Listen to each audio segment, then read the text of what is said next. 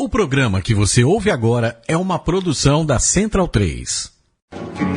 Cristo Redentor, braços abertos sobre a Guanabara.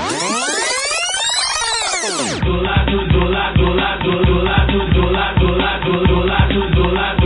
lado de cá. Do lado. Olá, ouvintes da Central 3. Está no ar mais um Lado B do Rio, um podcast sobre o lado da cidade, onde ninguém entende mais o que está acontecendo. Aqui quem fala é o Císio Canete, e hoje estou acompanhado no estúdio Major, na Tijuca, pelo jornalista Caio Belandi. Bom dia, boa tarde, boa noite. Quando a gente acha que está entendendo alguma coisa, muda completamente, né? Que loucura. Pelo economista Daniel Soares. Bom dia, boa tarde, boa noite para todo mundo. Vamos tentar confundir mais ainda o pessoal aí sobre o que está acontecendo. E o jornalista Fagner Torres. Bom dia, boa tarde, boa noite a todos os ouvintes lá do B do Rio. Semana agitada, né? Muita coisa acontecendo. Estamos aqui mais uma vez, lá do B número 20, né? Isso, para então. poder, enfim, dissecar os fatos da semana, da quinzena, fazer aquilo que a grande mídia, que recebe muito bem para isso, não faz. Estamos aqui mais uma vez, um abraço a todos os ouvintes. Enquanto o país pega fogo, o prefeito Marcelo Crivella continua em outra órbita, na órbita do Sputnik agora, porque não apenas o governo municipal permanece paralisado, como semana passada prefeito e sua claque, ao custo de algumas dezenas de milhares de reais, foram passear na Rússia, com um objetivo que ninguém sabe ao certo qual foi. Faltou combinar com os russos? Os bolcheviques podiam ter feito o serviço lá, né? Aproveitando que ele estava passeando na rua, passeando na Rússia, mas infelizmente os bolcheviques de hoje em dia não fazem mais como os de antigamente. Não se fazem mais Lenin. A igreja do Sagrado Coração de Jesus era uma das mais tradicionais da Rússia, uma igreja muito bonita, grande, rica e tal. Na beira do rio Moscou, ela foi arrasada na época do Stalin para a construção da maior piscina pública do mundo. Tá certo, Stalin, né? Aí quando acabou o comunismo nos anos 90, eles derrubaram a maior piscina do mundo e reconstruíram a igreja do jeito que ela era. Mas isso mostra que Stalin estava certo. Mas o Crivella foi fazer alguma coisa lá, né? Não, então. Tem que explicar. Acontece? A notícia do Globo, que é basicamente a única fonte para essa... A única coisa que ele fez nos últimos 15 dias, e as pessoas até perguntam às vezes para mim, no Twitter, perguntam pra gente assim, e o Crivella? O que tá acontecendo aí? Nada está acontecendo. O que talvez seja a melhor coisa. Já falei isso algumas vezes. É melhor fazer nada do que atrapalhar. Assim, uma das pessoas na comitiva dele era o cara da Universal que está abrindo as Universais da Rússia.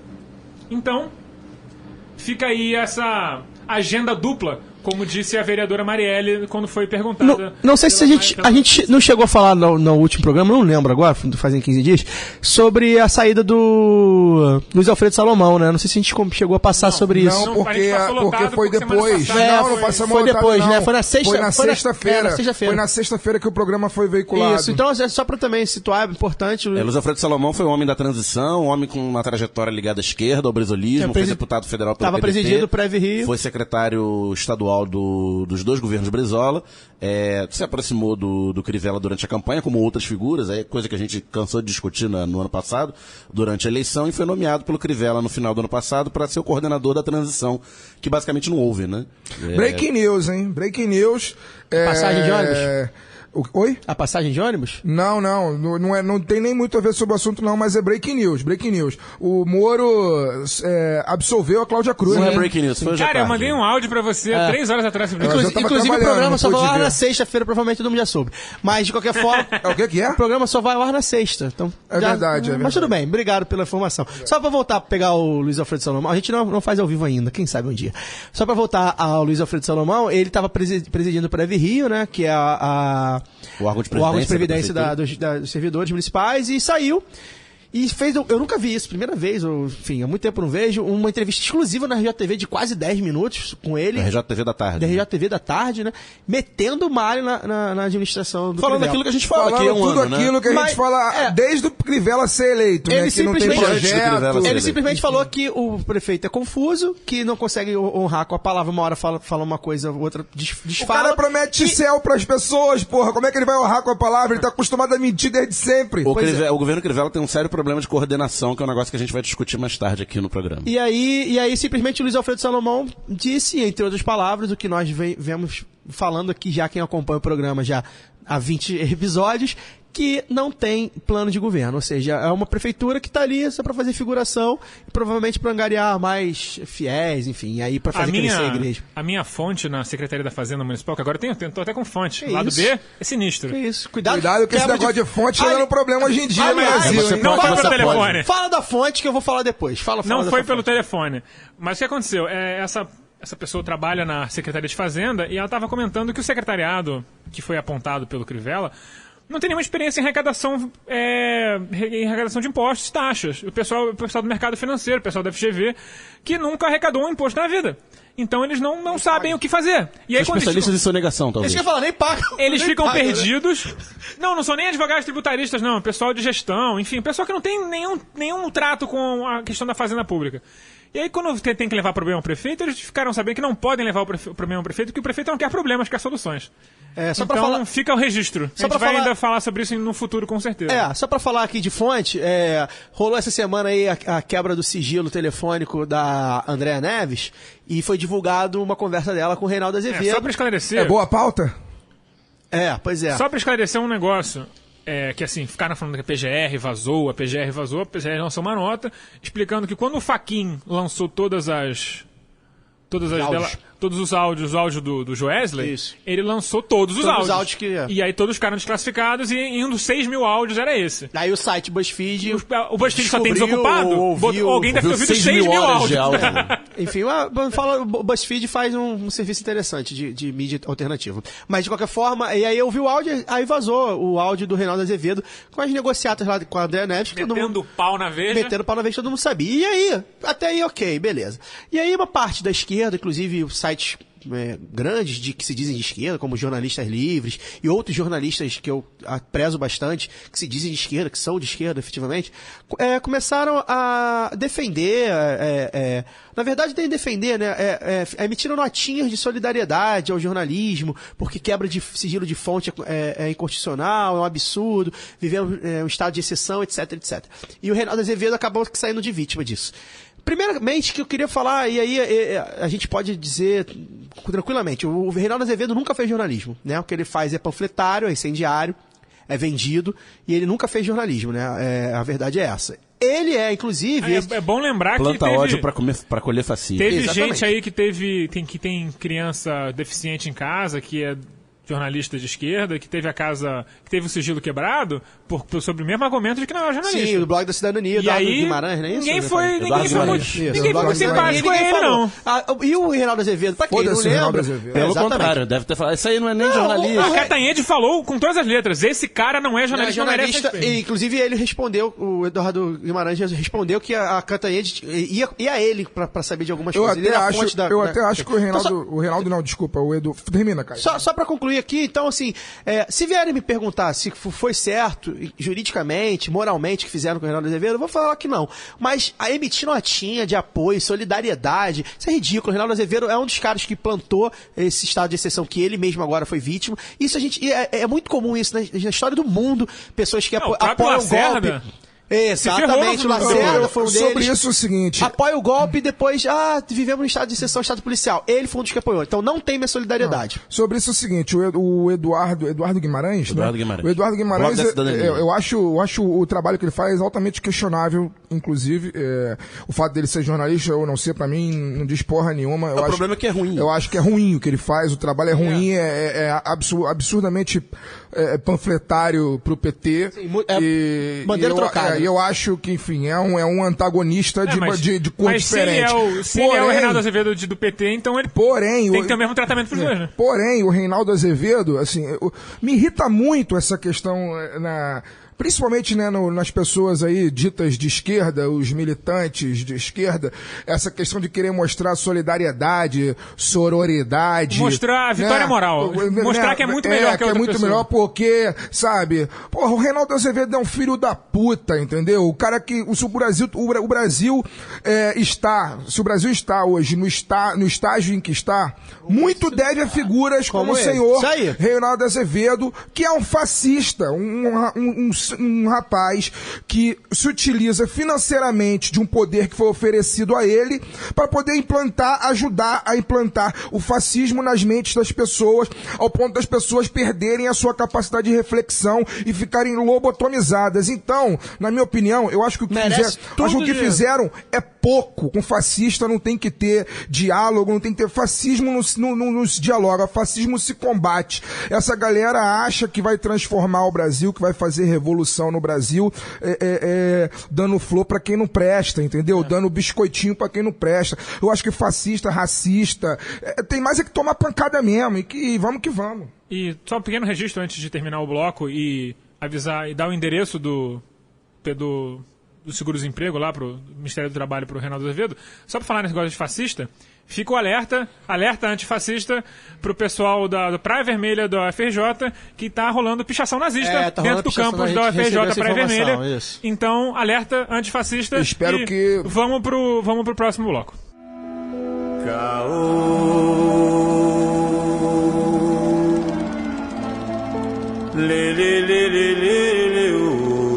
O lado B é do Rio, mas não fode ao... Não fode. Vai embora, vai. Pode sim. Continua. Não, depois o Yamin dito. Não. Continua, porra.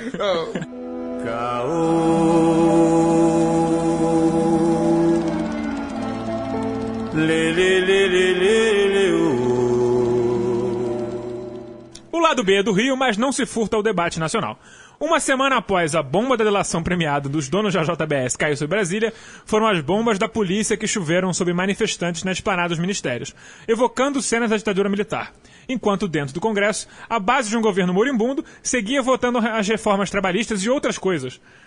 O dia terminou com Temer chamando as tropas, ato que teve desfecho patético na manhã seguinte quando ele revogou o chamado às tropas. E a crise política no Brasil tem um fim?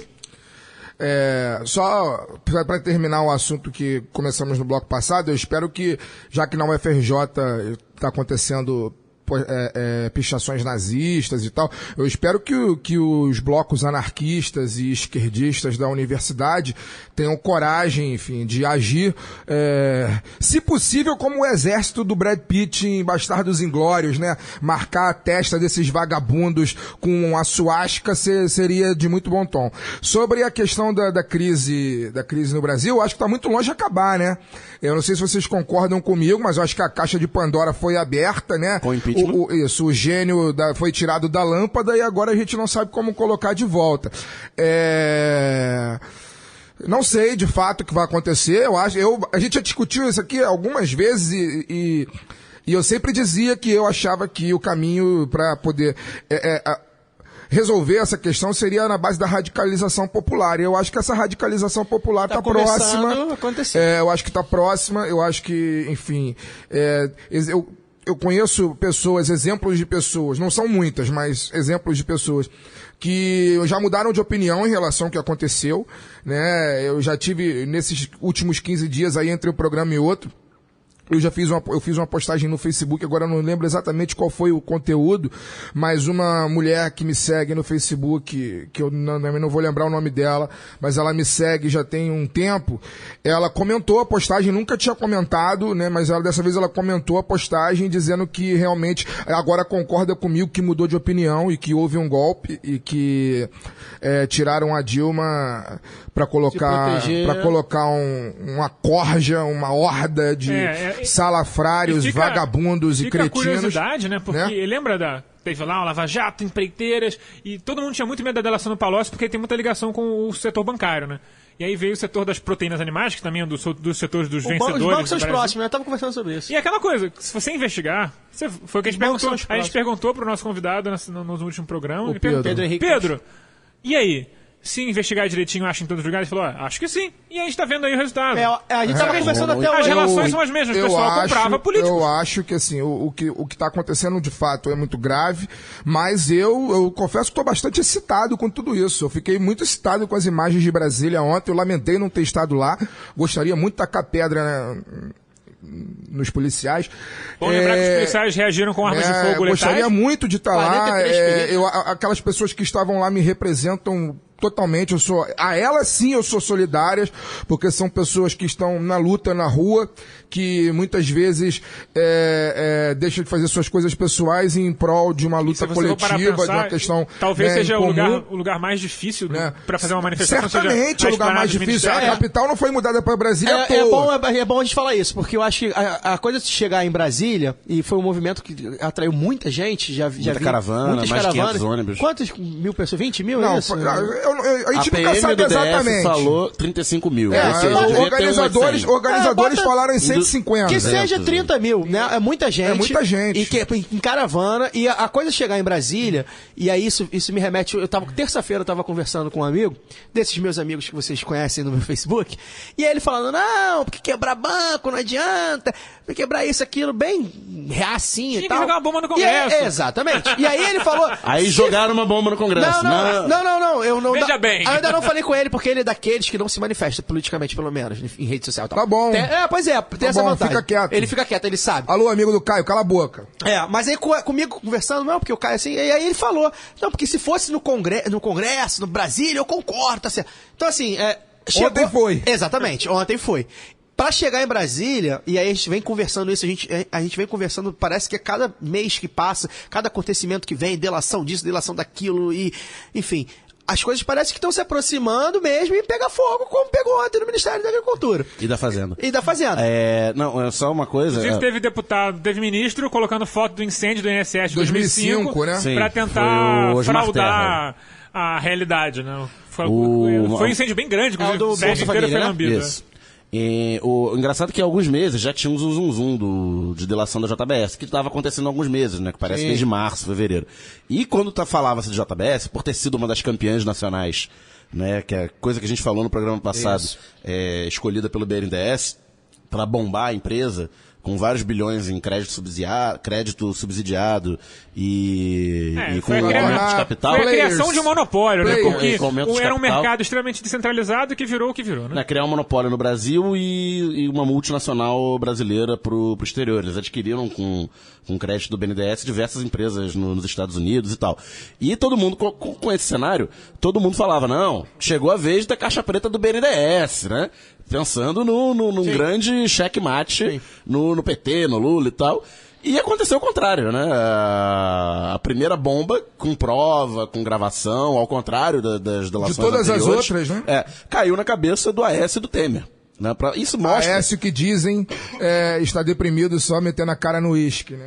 o uísque porque é publicável, né? Mas enfim, isso é um problema dele. Tem que ser alguém que a gente mate antes de fazer a O delação. problema dele não é consumir, o problema Isso dele é vender. só demonstra que grana muito alta de caixa 2, quando não para proveito pessoal de políticos, inclusive tem uma matéria do Estadão dizendo que o Wesley chegou a dizer para emissários do Aécio, pelo amor de Deus, manda o Aécio parar de pedir dinheiro, não aguento mais. E tal. Mineirinho Pidão, né? Mineirinho Pidão. E, enfim, isso demonstra que a prática de caixa 2 e do financiamento empresarial ilegal é generalizada. Sim. Generalizada nos grandes partidos. Bom lembrar que a JBS Não que a gente, foi a maior... não que a gente esteja surpreso. Não que deixa a gente surpresa, é óbvio. E há algum tempo eu falo, desde que o Aécio, eu acho que o PSDB, logo depois da eleição, em novembro de 2014, questionou a chapa Dilma Temer, que está para ser julgada agora no mês que vem. Dia 6. E pode caçar daqui a pouco a gente fala disso, porque o próprio Planalto teria visto isso como uma maneira honrosa de cair. Isso. Não, e bota a culpa na Dilma, né? Mas enfim, desde que ele fez o questionamento, segundo suas próprias palavras agora gravadas, só para encher o saco do PT. O grande estadista. Que estadista, né? Botou fogo no país só para encher o saco. Que estadista. Enfim, foi zoado, não gosta. Exatamente. Não, é porque zoaram a gente, então tem que encher o saco deles. A frase é essa. Mas enfim, desde a época dessa ação, que essa ação foi impetrada quase 3 anos atrás, eu falava assim, meio brincando, meio sério, gente, se for pra derrubar todas as chapas que receberam caixa 2, a gente tem que fazer, Genro, né? a gente tem que fazer um segundo turno entre Luciana Genro e Mauriase. Exatamente. Ou então o Rui Costa Pimenta, porque tinha um papo que a Luciana também recebeu. Porque o pessoal recebia na época. Na época foi a última eleição que o pessoal recebeu recursos empresariais. No caixa 1, pelo menos. É bom a gente lembrar que a JBS, bacana, a JBS foi a maior doadora de eleitoral na última eleição. No Caixa 1. No Caixa 1, né? E acho que tem tantos mil deputados, enfim, que receberam lá. Deputados todos, não, candidatos. 1.800 candidatos, cerca de quase 200 O Congresso deputados. não é tão grande assim. Não, mas outros deputados, estaduais também, sei lá, vai saber.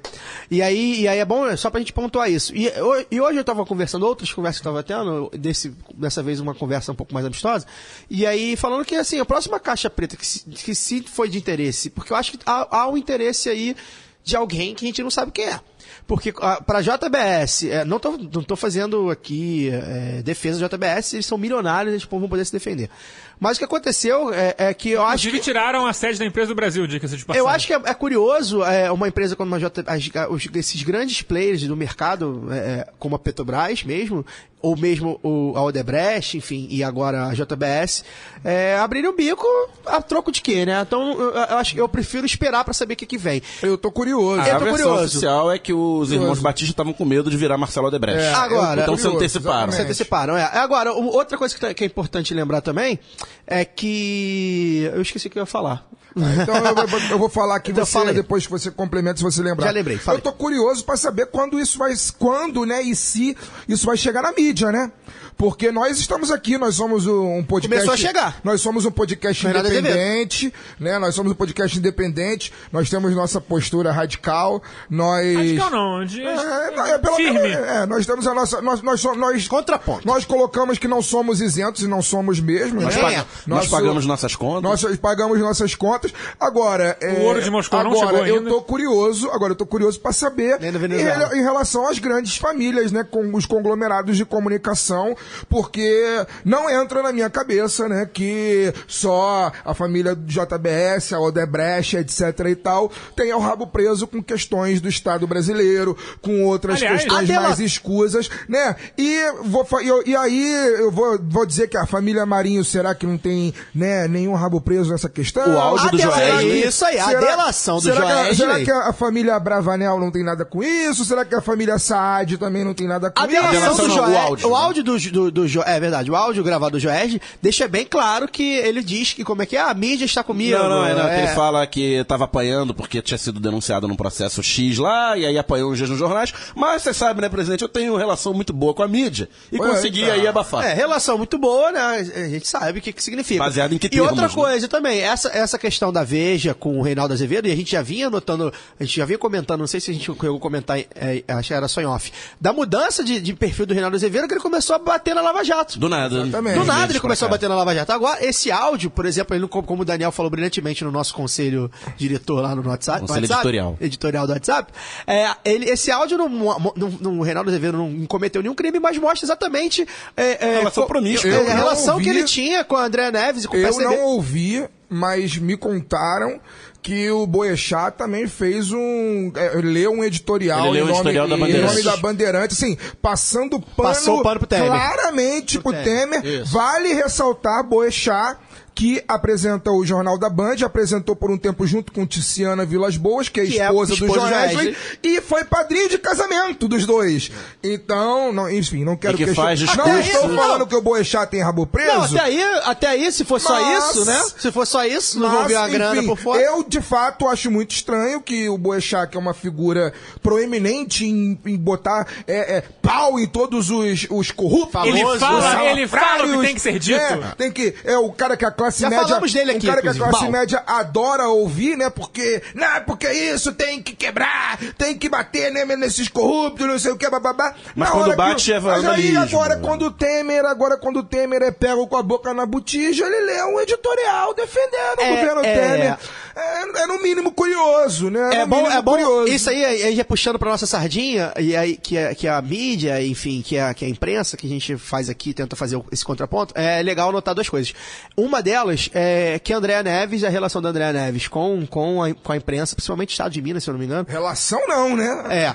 Ela tinha, ela levava ali como uma censura mesmo as pautas O dia da prisão dela virou dia da liberdade de imprensa em Minas Gerais. E aí o pessoal perguntando, sindicato, e o pessoal perguntando, e agora, André, a pauta é boa, essa pauta pode, porque a fama do Aécio Neves era essa de censura em Minas inteiro. Era André que controlava as verbas publicitárias no governo. É André que é jornalista, que é importante destacar. Diga-se de passagem, se for no mesmo turma que a minha mãe. Coisa, né? Ela controlava o que podia sair, o que não podia sair e em que tom. E aí, fez PUC, a galera da PUC do Rio é perigosíssima. Isso é importante dizer. E o outro lado também que nos atém aqui é sobre essa briga.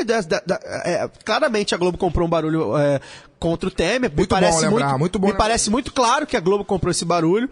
Provavelmente. Por quê, né? Pois provavelmente eu tenho uma tese que eu acho que é a tese que muita gente levantou, que é pra poder derrubar o Temer e influenciar principalmente na eleição indireta. Não, sim, ela comprou o barulho contra o Temer já defendendo de imediato a eleição indireta. Sim, e óbvio que ela quer colocar, ela quer colocar ali um não político. Mas curiosamente, tem um conflito na mídia entre Estadão, Folha contra Globo. Exatamente. Agora assim, a Band também, né? A Engraçado. Band, o pessoal de São Paulo tá muito unido. Isso. E a Globo tá no contraponto. Mas ou seja, será que vem coisa do PSDB aí? A gente pode, no mínimo, dizer que isso é muito divertido de ver. Muito divertido de ver, você não tem a menor dúvida. Você fica vendo um batendo coluna contra o outro. Depois o Ali Camel fazendo textão na folha. Que dura muito engraçado. Depois de meses eu voltei a ver televisão, ver o noticiário, porque tá muito divertido agora ver o noticiário. O programa... Você vê o Jornal Nacional, o William Vac com aquela cara de defunto que fala, metendo a porrada no governo Temer, e a Band passando pano, e a Record News, que aliás a Record News eu quero fazer aqui A Record tá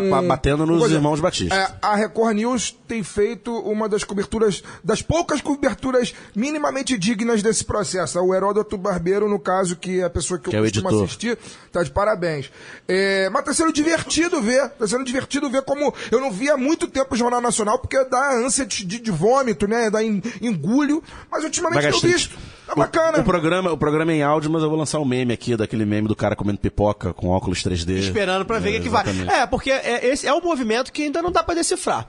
Apesar disso, dessa tese que a gente tá defendendo aqui, da Globo querer eleições indiretas pra poder tocar, enfim, essas reformas. Todo mundo quer eleições diretas. Acho que a Globo viu, a Globo teve acesso às delações e viu.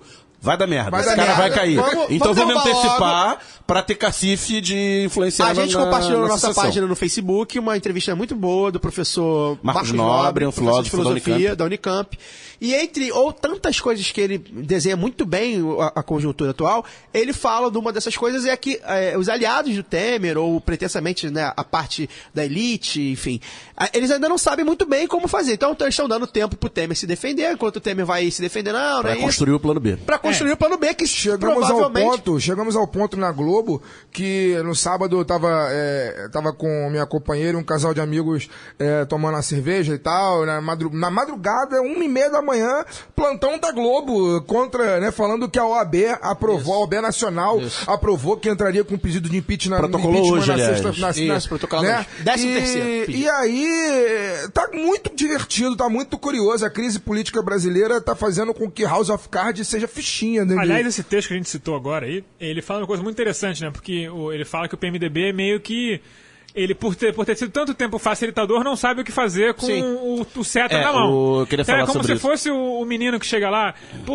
chega lá na menina, vê se ela quer ficar comigo. Ele chega na vida e a menina fala, não, eu quero ficar com você, o cara trava. O cara trava, chora no chão, começa a rolar, é tipo isso. O cachorro que ia mijar no carro e o carro parou. É quando o Tom pega o Jerry também, né? Ao invés de comer, ele olha assim, aí faz um monte de coisa e não come.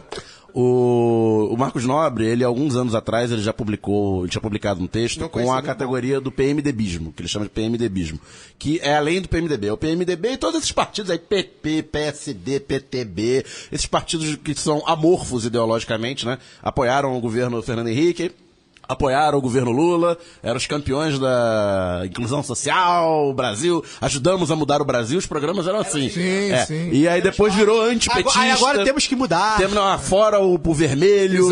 Vamos tirar o Brasil do vermelho. Exatamente. Então essa turma, ela é especializada há 30 anos em participar do governo e vender apoio. Vender apoio por nacos do Estado, naco de poder, que pode tirar uma grana e receber grana de financiamento, receber grana para fazer lei, para influenciar o governo, fisiologismo clássico.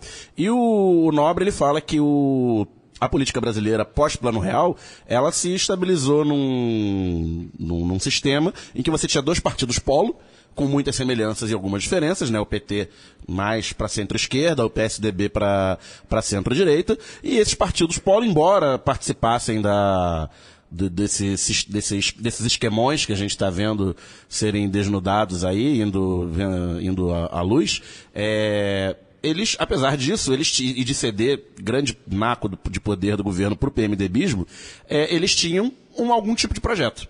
Algum tipo de projeto nacional. E a gente consegue identificar facilmente. O PT e o PSDB têm diferenças. Exatamente. E aí eu não vou entrar aqui nos detalhes das diferenças, mas enfim, existiam esses 2 partidos polo e que isolavam determinadas áreas do governo. Então, tanto nos 2 governos do Fernando Henrique, como nos 2 governos Lula e no primeiro governo Dilma, você tinha ali a educação, a saúde, a política econômica, o desenvolvimento social, com pessoas ou ligadas, ou figuras históricas desses partidos, ou pessoas de perfil mais técnico, e tinha uma ideia de unicidade. Ele fala isso, que aí o partido polo ele dava um fio condutor a todo o governo. Mesmo com ministros oriundos do PMDBismo, tinham que executar políticas que tinham a ver com esse fio condutor geral do governo.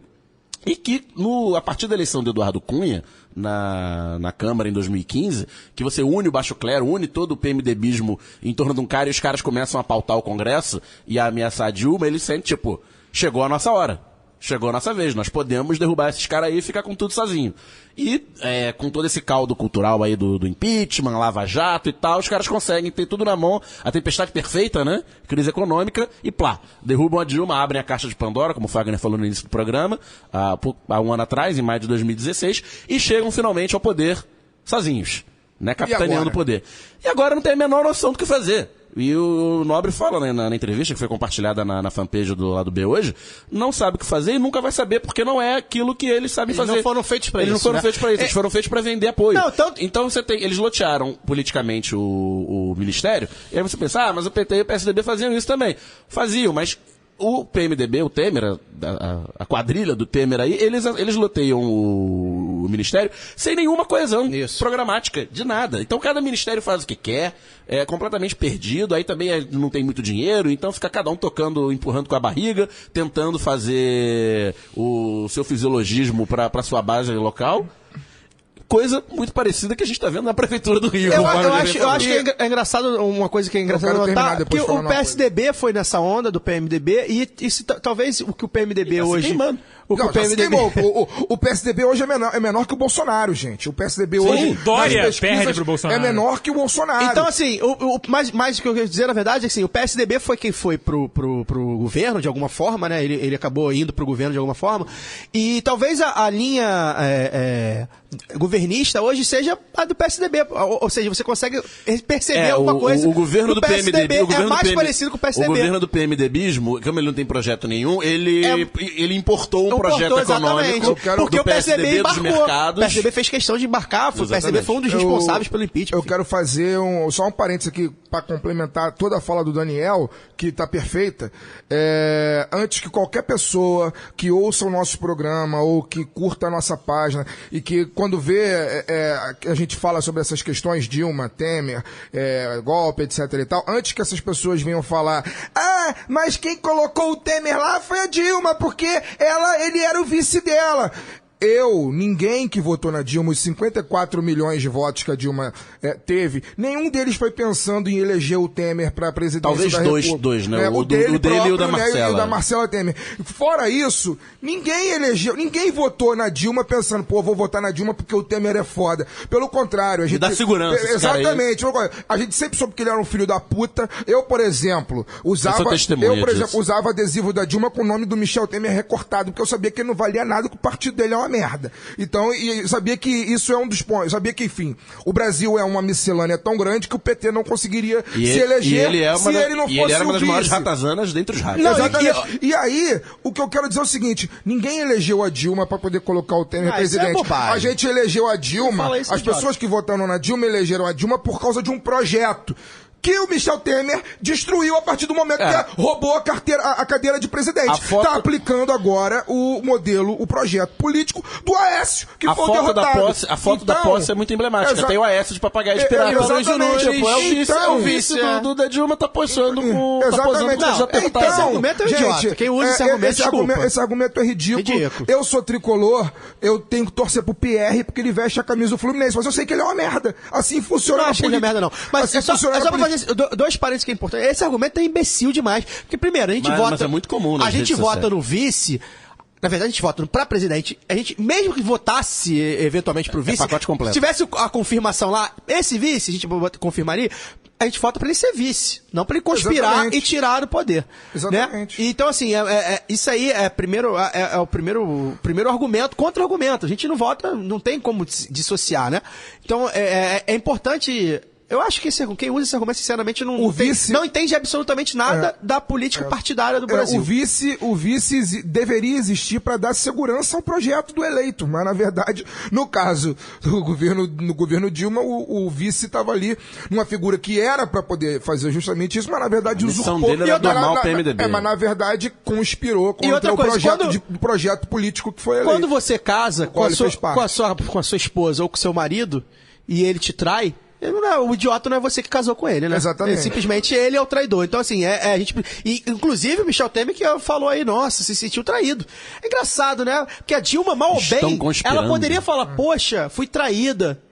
A gente avisava, mas ainda poderia falar. Agora, ele que fez, que conspirou, enfim, foi o cara que se reuniu com os parlamentares, enfim, ele que foi a figura do impeachment, não à toa. Foi quem assumiu a dizer que, nossa, tô se sentindo traído. E outra coisa, só pra finalizar, eu vou devolver pra você, eu li uma reportagem, uma nota no Facebook, um textinho muito bom, dizendo que se fosse qualquer outro país minimamente sério, o Temer não só sairia da presidência, como sairia preso, porque ele forneceu informações confidenciais sobre a economia. Exatamente. A mudança lá da taxa Selic, ele antecipou. Tráfico de influência. E aí isso rendeu ao delator corruptor bilhões que a JBS ganhou graças a essa influência. A especulação que a JBS fez no mercado, sabendo que ia estourar a bomba, ela é maior do que a multa que ela pagou dentro da acordo de delação. Então, assim, isso o Brasil não é um país sério. Um país minimamente sério. Tô falando de um país sério, muito sério não. Minimamente sério, o cara estaria preso porque ele, enfim, isso é um absurdo. E aí até o cidadão lá, um economista, deu exemplo do Fed e dos Estados Unidos, enfim. Então, é só pra falar isso e devolver aí pra vocês. Só um recado pra terminar o bloco. Quando as pessoas ficam irritados com a crise política, é normal ficar irritado com a crise política. Todos nós estamos irritados, frustrados e sem saber o que pensar. Mas quando você pensa assim, tinha que colocar logo o exército na rua. Entenda, querido ouvinte, que o problema que causa tudo isso não é não é excesso de democracia, é falta de democracia. Exatamente. O que falta é transparência, democracia, horizontalidade no poder. Quanto mais gente segura o poder, mais difícil é fazer esse tipo de coisa. Só uma última coisinha antes de encerrar o bloco, para quem acha que a solução é a intervenção militar, ouça o lado B19, né, sobre a trajetória das empreiteiras na ditadura militar. Pois é, e vamos pular pros tempos da Guanabara. Bate-papo na esquina, eu quero o Rio Antigo com crianças na calçada, brincando sem perigo, sem metrô e sem frescão, ontem no amanhã.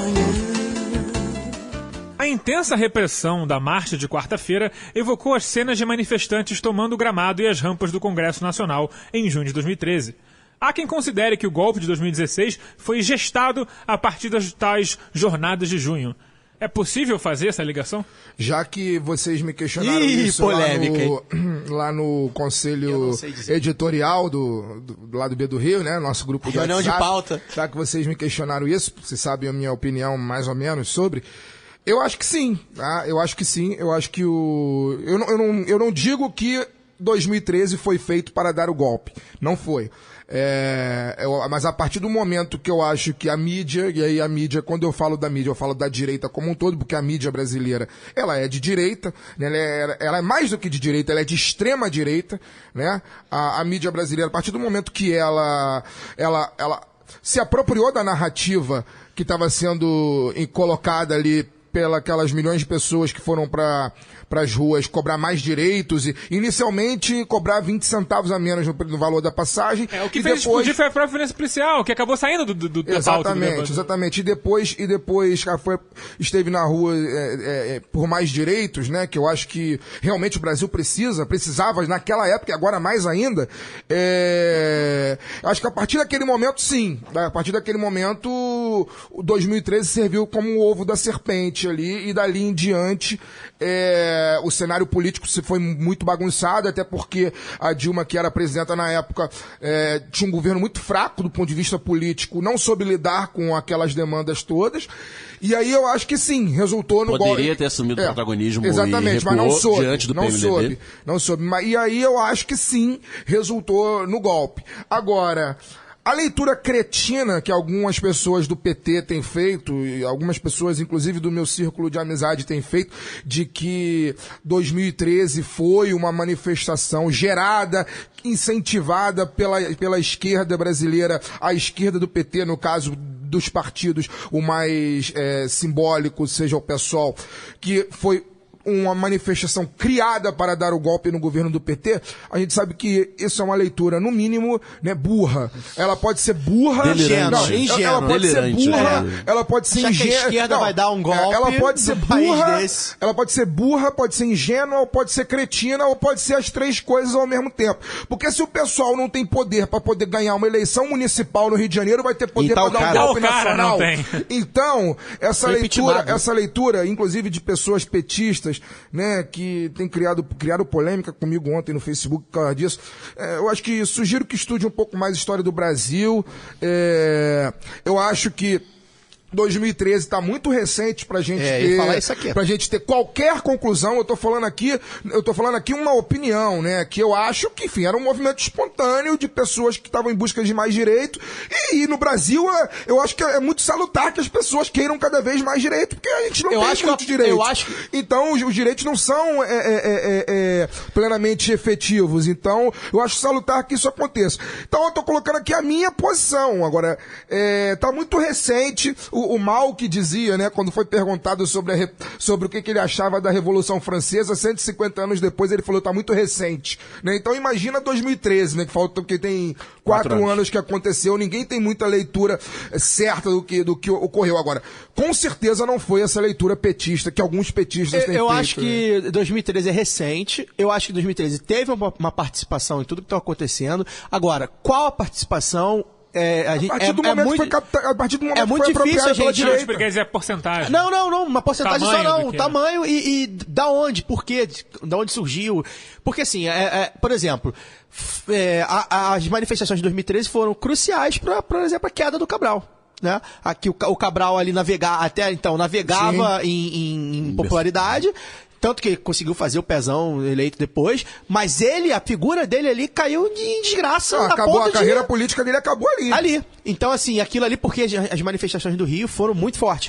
O Cabral sonhava na casa dele, né? O Cabral sonhava em ser, vai lembrar, o Cabral, antes das manifestações... Era o presidente do Lula, né? Ele sonhava em ser o vice da Dilma pro segundo mandato. Isso. Pra vir como candidato em dizem 18. que era o candidato do Lula. Mas então assim... Ou seja, ali você já vê você já nota. Eu participei das manifestações porque eu achei ali um momento... Me chamaram de golpista. Eu participei das manifestações porque eu achei ali um momento, e aí eu até brinco com o Fagner às vezes, eu cresci adolescente e até adulto, uma fase adulta, num país democrático. Num país que as coisas funcionavam, que o hospital tinha fila, que a educação estava uma merda, mas que as coisas estavam funcionando. E a partir de 2013... E aparentemente progrediam. E a partir de 2013, eu lembro muito bem que as bandeiras eram muito... Inclusive eu vi um post meu no Facebook sobre isso na época. As bandeiras eram muito genéricas, saúde, educação, mas eram aquilo. E eu lembro de ter visto muita bandeira de partidos de esquerda, como o PSTU. Não lembro de ter visto o pessoal, mas assim, PSTU eu vi, e movimentos de esquerda ali participando. E aí é onde entra que o Fagner ia falar. O que o Fagner falou, na verdade. Houve depois... Eu lembro que a Globo mandava pau, e depois eu lembro que foi o Arnaldo Jabor, num jornal da Globo, um comentário clássico, que ele começou a apoiar. Não, tá certo. Tem que... Eu acho claríssimo. Então houve esse roubo de narrativa, que ainda assim eu não sei exatamente qual a participação. Foi claríssimo. Eu lembro de discutir com um amigo meu, petista, filiado ao PT, bem no começo das manifestações, entre a primeira e a segunda, que teve mais volume. Eu lembro de conversar com ele o seguinte, que a pauta inicialmente era a questão da passagem, né?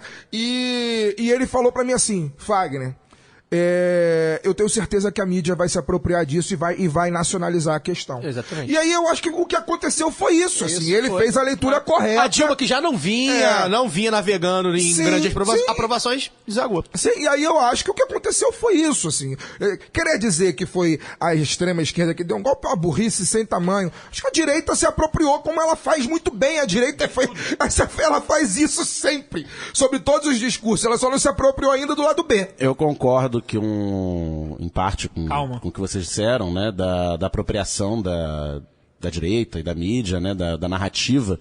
Em certo momento as manifestações viraram passeio, né? Porque antes eram os 20 centavos, depois mais saúde, educação, aí começou a ser negócio PEC 37. As pessoas queriam participar. Virou uma picareta, inclusive. As pessoas queriam participar. Era feio não ir. Eu, inclusive, fui exatamente por isso, que eu vi alguns amigos apolitizados. Falaram, pô, acho que agora, apolíticos. Você foi porque tava tendo combo de Não, pior que não, mas eu fui curiosamente, falei, cara, que legal, de repente é agora. Por isso que eu acho que plantou alguma semente, agora do que tá vindo, não sei. Não, é legal a cronologia, as coisas foram aumentando, sendo cada vez mais, em número de pessoas cada vez maior na cidade, paralela à Copa das Confederações, que era o torneio teste para a Copa do Mundo, e a Copa do Mundo era um mobilizador, porque já pipocava as notícias de superfaturamento, violação de direitos, né, nas obras e tal. E no dia 17 de junho, aquela cena que a gente comentou aqui já antes, do Congresso tomado, né, o gramado tomado, pessoas subiram no teto do Congresso, foi no dia 17 de junho, e no dia 20 de junho, quando a passagem já tinha... Os governos municipais do Rio e São Paulo já tinham recuado do aumento da coletiva passagem. Deles juntos, né? Juntos, o Haddad e o Alckmin. E no Rio, Cabral correu do pau. Cabral correu do pau. Foi só o Paz, e na prefeitura coletiva. Mas enfim, no dia 20 de junho tem uma mega manifestação no Rio, aquela que terminou em porradaria na prefeitura, né? E com a polícia pela primeira vez perseguindo manifestantes pelas ruas da Lapa, cena que se tornou comum nesses últimos anos e tal. Esse dia eu cheguei tarde e olhei o clima, falei, isso aqui tá esquisito. Fui expulso pelos fascistas, porque tava com uma amiga minha, a Dani, tava comigo, e a gente achou melhor meter o pé. É bom lembrar que muita gente que foi nas manifestações maiores de Rio e São Paulo viu muito Bonehead, né, que é o nome certo. Muita galera de extrema-direita, galera integralista. Tinha tudo. Aí todo mundo foi pra rua. 1 milhão de pessoas. Todo mundo foi pra rua. E esse foi uma quinta-feira, no dia 20 de junho. No dia 21 teve uma coletiva da Dilma. Que era... Que cobravam... o que ela ia fazer? Ela vai e fala 5 pontos, e dentro desses 5 pontos falava uma reforma política. Isso aí. Uma reforma política que incluiria reforma do financiamento, reforma da maneira de se votar para deputado, ampliando o papel ideológico dos partidos e tirando a questão do personalismo e tal. E aí o que o PMDB fez? Referendo. E um referendo para legitimar essa coisa toda. Isso foi na sexta-feira. No final de semana, os jornais meteram o pau, e com todo tipo de maluquice. É golpe do PT. Comunista. Agora que vai virar a Venezuela. Não, demorou 3 anos pra virar a Venezuela. Aí na segunda-feira, quando o Congresso, isso era uma sexta-noite, o pronunciamento, na segunda-feira o PMDB, Renan Calheiros à frente, já acho que na época... Companheiro Renan Calheiros, já aparece espinafrando a proposta e mata no nascedouro a proposta da reforma política, que poderia ser da Dilma tomar um protagonismo nessa questão de as pessoas estavam querendo mudança. A mãe de todas as reformas seria a reforma política. Como a gente está vendo, se você combate essa questão do financiamento, por exemplo... Seca muito a fonte. Você seca muito a fonte e você tira muito rabo preso do próprio governo, de todos os governos. Se você mexesse isso em verba de gabinete, em emenda parlamentar... Isso a Lava Jato ainda não estava na mídia. Não. Isso retoma uma outra questão que a gente falou aqui lá do professor Marcos Nobre, do PMDBismo, porque ele fala que o PMDBismo não apenas vem de estar lá para vender apoio, comprar e vender apoio, como ele está lá para pra dar a garantia de que as coisas continuem como estão. Exatamente. Pra que as coisas não mudem. É o fiador. É o fiador. Então ele segura tanto o projeto do PSDB quanto o projeto do PT, ele segura que o PSDB tem milhões de defeitos, mas hoje em dia é pior ainda do que foi o governo Fernando Henrique, mas havia um projeto modernizador, um projeto de modernização conservadora. Sim, neoliberal. Sim, neoliberal, mas era um projeto modernizador. Você pode considerar. E não necessariamente bom. mas havia um projeto de mudança. Por um lado que a gente não concorda, mas havia um projeto de mudança. E o PMDB, na época, já estava lá dentro do governo para garantir que nada mudasse, que você permanecesse com as relações patrimonialistas, coronelismo e etc. Então, esse caso de junho de 2013, da ação do PMDBismo ali, é um caso clássico, né? O governo poderia ter tomado a narrativa, né, com uma proposta estruturante. Sim. E foi freado e abaixou a cabeça. E aí, o erro também aí foi abaixar a cabeça. Isso. E aí depois as manifestações não pararam, quer dizer, recrudesceram não naquele volume, mas é isso, ficou lá a coisinha das pessoas que descobriram a rua. Sim, e ideias que começaram aí. Né, e aí volta um assunto que nós também discutimos hoje, assim, brevemente no nosso conselho editorial do programa, que é a questão da lei de médios, né? Se o Brasil existisse uma lei, né, de democratização dos meios de comunicação, talvez tudo isso tivesse sido feito de uma maneira... A grande mídia teria no mínimo contraponto. A grande mídia tem... Teria no mínimo contraponto. Muita parcela disso. A narrativa da grande mídia brasileira, ela não tem contraponto. Exatamente. Então, isso que o Daniel falou, né, que ela deu a entrevista coletiva na sexta-feira, no sábado e no domingo, os grandes jornais já desceram o pau, dizendo que era um golpe, que o PT queria se perpetuar no poder, etc, etc, etc. Foi sem contraponto nenhum. Não existia lado B. Não existia lado B na época pra poder falar pros nossos ouvintes. O lado B é gravado na quinta e vai ao ar na sexta. O pronunciamento foi na sexta. A gente ia fazer algum vídeo do extra, a gente ia fazer um vídeo, um textão. É engraçado que a linha cronológica que o Daniel citou aí, que ele falou uma coisa que é verdade. Agora, realmente, eu lembrei da questão da reforma política, que aconteceu? Como não teve apoio para Dilma fazer a reforma política, enfim, e todas as mudanças que as pessoas, inclusive, foram nas ruas para lutar contra, apareceu, e aí, mais uma vez eu cito o texto a entrevista do Marcos Nobre no Nexo Jornal, tá, galera? Google aí, Nexo Jornal Marcos Nobre. É um bom site. É um excelente site. É um contraponto meio, né? Isentão, mas ao mesmo tempo é um contraponto. Mas é bem feito, também escrito. É muito bem feito, inclusive, eu acho que até por jovens repórteres do Globo, inclusive. Mas enfim, a entrevista é muito boa e é um norte pra quem quer entender. Óbvio que o cara, ele não não detém o conhecimento integral, mas ele manda mas ele é um ótimo norte, porque eu vou falar agora, inclusive, seguindo essa linha do tempo. A Lava Jato ainda não existia, ou se existia, ele não existia pra grande mídia, ainda tava ali na República de Curitiba só. Isso. Mesmo porque a lei de delações é de 2013. Exatamente. Então vem a lei de delações em 2013, ali no rescaldo das manifestações, e o Marcos Nobre diz uma coisa que é verdade, que essa mudança da política em si, quem está fazendo, ou está tentando fazer, ou pretensamente quer fazer, é o Poder Judiciário. Através da Lava Jato, de seus vários braços, que a Lava Jato não é uma coisa gente só. Voluntarista, que acha que vai mudar o país a partir do judiciário. Isso, então, o Dallagnol, né, tem visão messiânica, que veio ao mundo para poder limpar o Brasil da corrupção. Mistura a questão do moralismo com uma questão messiânica mesmo. Ele acha que Deus colocou ele ali para salvar o Brasil. Então, assim, só para completar, então, e essa entrevista diz bem isso, e aí fazendo esse paralelo com as manifestações. Ou seja, foi uma quantidade de gente muito grande pra rua, de todos os tipos, eu vi. Tinha muita gente jovem, e eu sei porque as pessoas do meu meio. Você era jovem naquela época? Eu era jovem, não sou, né? Mas eu era jovem. E amigos meus que realmente não... Era micareta, pô. Não é que era micareta, não, Fagner. As pessoas realmente queriam ver uma mudança. Agora... Não sabia o que, exatamente, não sabia o que, quando, como. E essa mudança, provavelmente, a Lava Jato, que tá aí tentando fazer, e aí ela não consegue... Enxergam na Lava Jato, entendeu? Eu só queria falar uma última coisa. eu falei aqui do dia 21 de junho de 2013, o pronunciamento da Dilma, não existia, embora já existisse o antipetismo, que era cultivado há muito tempo, não existia esse ódio todo que passou a existir em 2014. Eu passei esse dia, eu lembro muito bem desse dia, eu passei ali em São Paulo, fiz um bate-volta. Você não lembra? Assim, mas enfim, nesse dia, especificamente, eu passei esse dia em São Paulo, uma atividade de trabalho, fiz um bate-volta, e eu cheguei no Santos Dumont de noite, assim, minutos antes do pronunciamento da Dilma. E eu saí do Santos Dumont, peguei um ônibus pra casa, moro em Laranjeiras, peguei um 422, e o ônibus foi passando, chegando ali no Catete, na Bento Lisboa, exatamente na hora do pronunciamento. Eu tava ouvindo o rádio. E todos os bares, e o Catete tem muito todo bar. Mundo olhando pra televisão. Tem um boteco por esquina, Sim. todo boteco aquela TV de LCD Todo mundo grande, olhando pra televisão. todo mundo olhando pra televisão, com volume alto. As pessoas cobravam. Não tinha panelaço, não tinha nada. Todo mundo na expectativa do que a presidenta iria As pessoas dizer. cobravam. A Dilma As precisa pessoas falar. estavam com uma A Dilma precisa se expectativa. posicionar. Era final as de pessoas campeonato. falavam Era isso. final de campeonato, todo mundo parado olhando. Sim. Então foi uma Lembro claramente enorme E aí oportunidade ela se perdida posiciona. de tomar a narrativa. Isso. E ela se posicionou e falou bem. E eu lembro já tinha WhatsApp, dos grupos de WhatsApp, a galera Mandou mais bem, de esquerda, mandou bem, mandou não, bem, presidente isso aí, mandou não sei o bem, que lá, tal. blá, blá, blá. Era final de campeonato.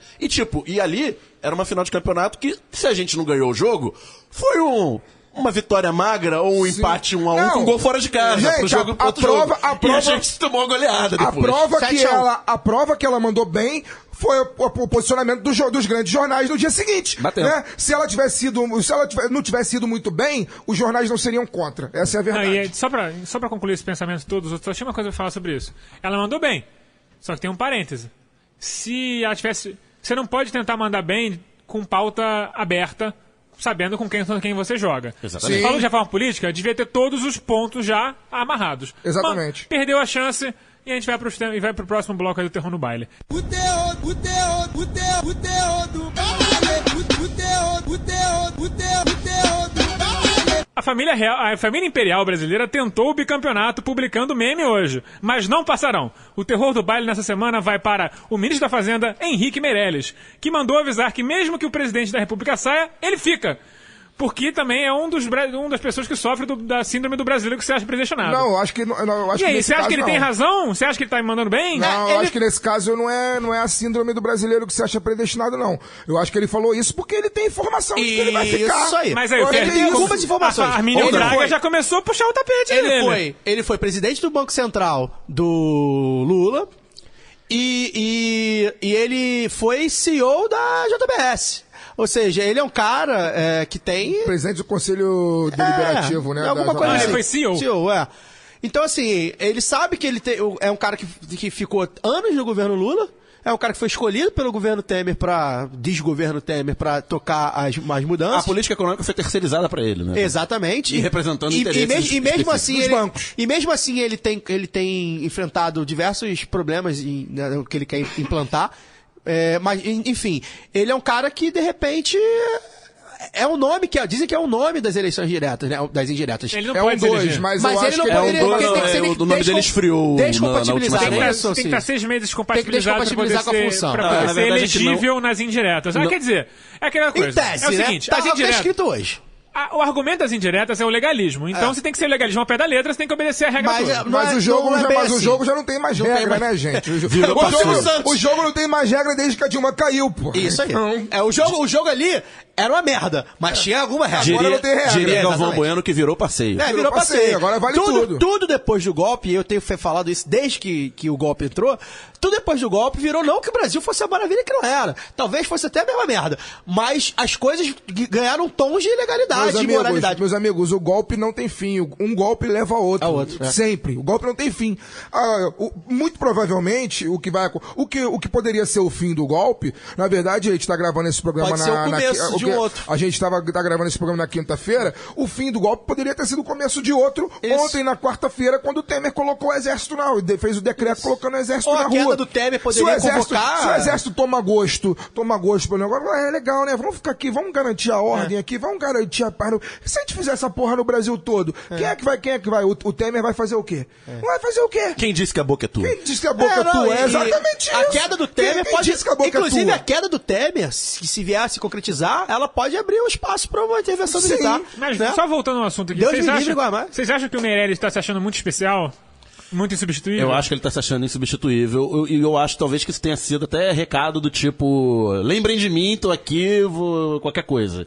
ele tentando se cacifar Sou para um futuro, apartidário, para não um sou futuro fora da política. governo como fiador da política econômica Mas e das lembra que reformas. ele foi deputado pelo PSDB, né? Não, Então, ele foi eleito mas deputado. não tomou posse. Ele foi porque eleito, inclusive essa história é Foi interessante. mais votado, porque inclusive, ele de foi, Goiás, ele né? foi, ele foi eleito deputado federal pelo PSDB de 2002. Goiás em 2002 e sem fazer campanha.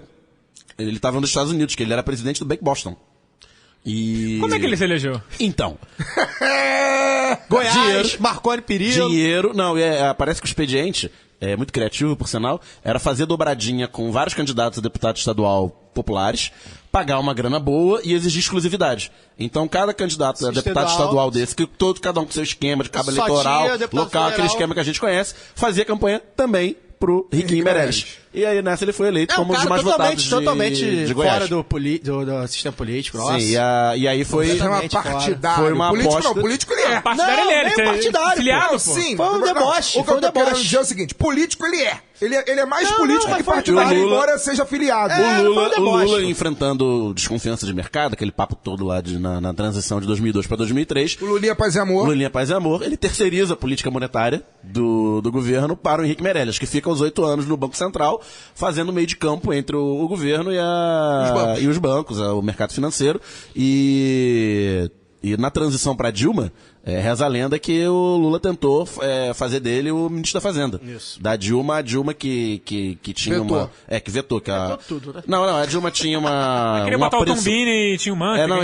a Dilma tinha um apreço maior por dirigir diretamente a área econômica. Tanto que os caras que ela coloca são caras sem luz própria. Ela deu uma... pro mal e pro bem. Bastante, tudo, não vou né? entrar, Foi a não vou tônica entrar, do governo não dela, vou entrar, quase tudo, não né? vou entrar nos detalhes agora, mas pro mal e pro bem ela era centralizadora e queria ter um dedo direto na enfim. política econômica. E o Meirelles saiu do governo de 2010 para 2011, foi ser Chief Executive Officer da JBS. Mas ele não sabia de nada dessas histórias Óbvio que não, todas, óbvio que de não. propina, É né? só, Um homem assim, probo. é só uma ponderação. E... Foi só um emprego que ele foi chamado. É só uma ponderação, assim. Se a gente for aplicar o raciocínio adotado pelo Joaquim Barbosa na ação penal 470, que todo mundo conhece como mensalão, cuja teoria do domínio do fato, Que serviu para prender o Dirceu, domínio funcional do fato, genuíno. de uma maneira que é de uma maneira qual o próprio criador da teoria, o Klaus Roxin, quando veio ao Brasil e foi perguntado, falou que não é bem isso, que peraí, o que vocês estão fazendo com a minha teoria? Se você for usar o mesmo raciocínio da jurisprudência, do STF, porque é jurisprudência, né? Então, teoricamente, ele tinha que saber. Exatamente. Eu acho que, enfim, a frase dele, eu não gosto de falar eu acho, não, eu tenho certeza que a frase dele foi baseada numa informação privilegiada que ele tem, que ele sabe que, enfim, o Temer é um fantoche. Seja quem for, te garante? Ele sabe que o Temer vai cair mais dia menos dia. Mas hoje já tem na mídia que o PSDB já articula o Armínio Fraga para um próximo governo. Não, mas aí pra qual função? Pra Ministro da Fazenda. Pra ministro, Mas ainda tem um BC pra ele? Não sei. Armínio Fraga, que foi anunciado pelo Aécio, foi nomeado ministro da Fazenda pelo Aécio durante a campanha Como de se 2014. isso trouxesse voto, né? Aécio, que é um cara probo, Juro 60%? né?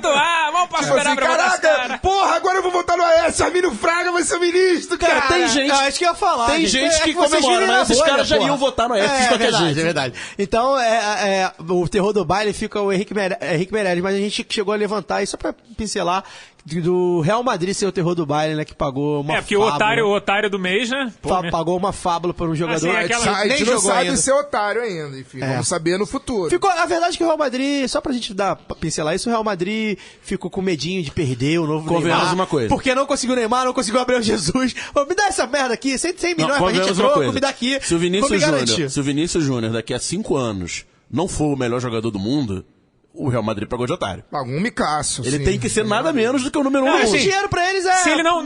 Eles ganham Nem tanto, Eu não vou né? entrar nesse assunto, o Real Madrid não é tão rico assim, mas o negócio importante, o importante é... Não é. Isso aí é 10% da arrecadação anual dele, não é pouco dinheiro. É 40 milhões de reais pro Flamengo. Pô, vende o Rames Rodrigues por quanto? Mas enfim, não é o Mas só pra assunto do Real terminar o Madrid. assunto, só pra Pro terminar o Arsenal. assunto do negócio do Lavagem do dinheiro do caralho. Vinícius Júnior, é o seguinte, nenhuma criança de 16 anos você pode saber pra onde ele vai como jogador. Então, assim, não importa, é idiotice. Então, eles foram vice-campeões do prêmio, mas é que o Henrique Meirelles acabou Tem mais Ganhando- a ver com a Dominando a gente. pauta. Ganhando por uma meia roda. Ele trancou a pauta, o Henrique Meirelles. Não, acho que o Henrique Meirelles botou a cabeça toda à frente. Bom, enfim. Piadas à parte, esse foi o lado B número 20. Mais um episódio aqui na Central 3, então a gente pede que você curta a nossa página no Facebook, siga a gente no Twitter, interage com a gente no Twitter, porque o pessoal do Twitter é muito reclamão, gosta de pedir as coisas, é bem legal. E... Reclamão não, Reclamão no sentido de cobra. Quando é que vai sair o próximo e tal? É verdade. É bem legal, sugere as coisas, é bem legal. E pedir uma coisa que a gente não tem pedido nos últimos programas, que compartilhe nosso programa Isso. no Facebook. Fala com dá os um amigos. share lá, ajuda bastante a gente a dar uma expandida. E eu acho que assim, a gente, apesar de a gente ter um programa com um viés bem claro de esquerda, na maioria dos programas as pessoas que são Mas mais temos ouvintes que isentonas não são de esquerda, não. hein? conseguem ouvir de boa. Muita gente é isentona e gosta de ouvir o programa porque gosta Temos. do contraponto. A gente não é um contraponto muito partidário, a gente tem uma opinião bem peculiar. E somos Então, críticos. a gente bate em todo mundo porque a gente tem uma visão que no Brasil mesmo. nunca foi vidraça, então é só pedra, a gente pode tacar pedra nos outros à vontade. Conheça também a campanha de financiamento coletivo da Central 3, que está chegando muito perto de atingir a meta que eles fizeram lá, de R$3.000. Está quase lá. Então você entra no apoie.se/Central 3 para saber mais. Dá menos de R$1 por dia aí, você consegue manter as luzes acesas. Isso. Então, Caio Belandi, boa noite.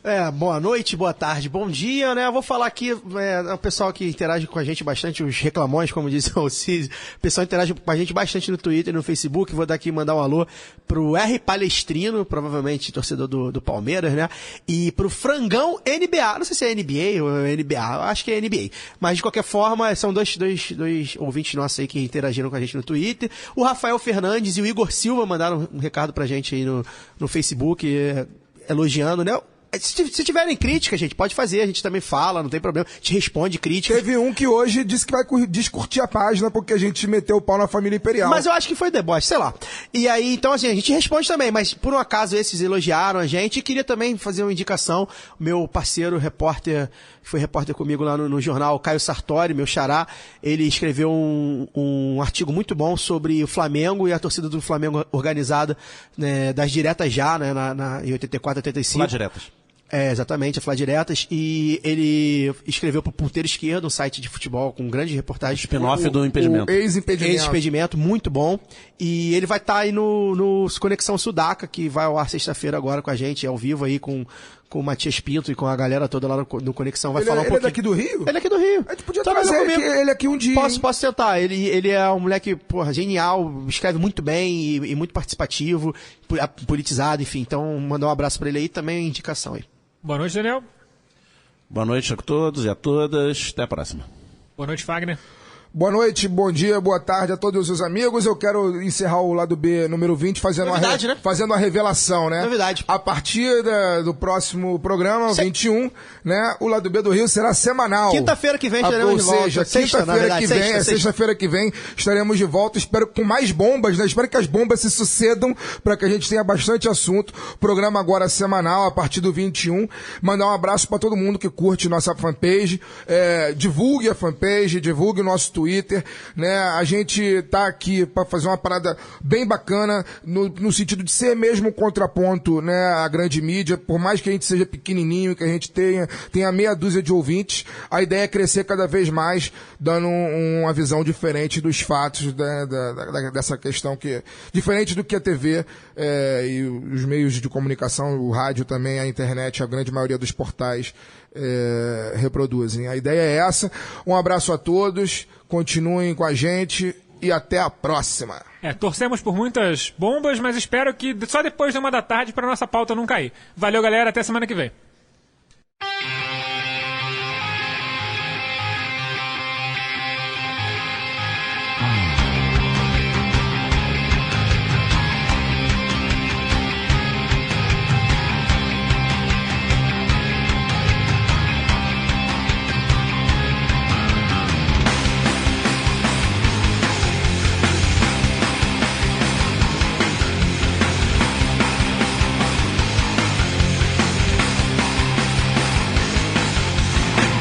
Rastejam os vermes pelas entranhas do poder, contaminando por dentro, fazendo apodrecer dentro desta carcaça.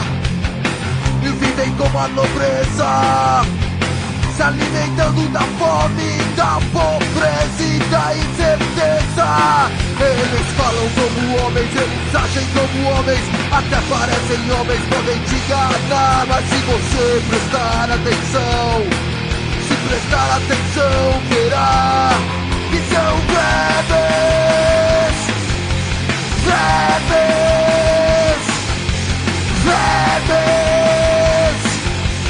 bebês. Pilham e roubam enquanto fabricam leis, só pra manter a esperança de quem nunca teve vez. Vermes insaciáveis sempre sugam mais e mais, depois desfilam impunes pelas colunas sociais. Eles falam como homens, eles agem como homens, até parecem homens, podem te enganar. Mas se você prestar atenção, se prestar atenção, verá que são